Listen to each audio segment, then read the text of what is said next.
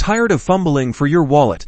Let's get your Cash App card onto Apple Pay for super easy, contactless payments. First, make sure you have the latest version of the Cash App installed on your iPhone. Open the app and tap on the card icon located at the bottom of the screen. It looks like a debit card.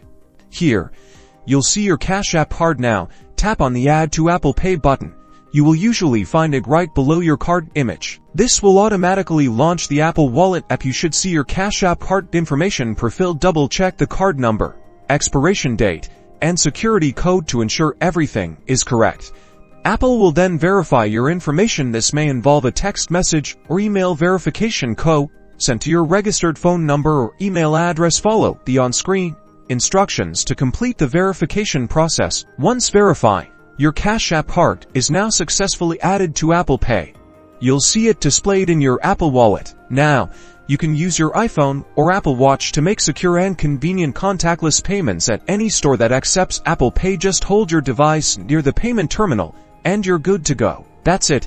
You've successfully added your Cash App card to Apple Pay. Enjoy ease of mobile payments.